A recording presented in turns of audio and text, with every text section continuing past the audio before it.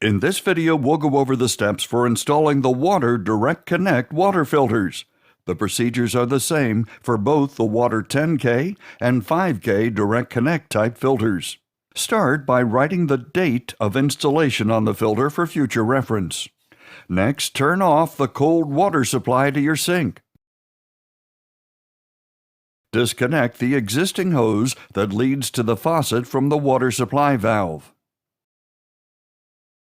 Connect the inlet hose of the water filter to the water supply valve. Now the hose is attached to the cup end of the filter. And connect the outlet hose of the filter to the faucet hose. Secure the supplied bracket in a convenient location under the sink and clamp the filter in. Turn the cold water supply valve back on and activate the filter by allowing the water to flow for 3 minutes. Now, don't drink this water. It may contain black carbon particles.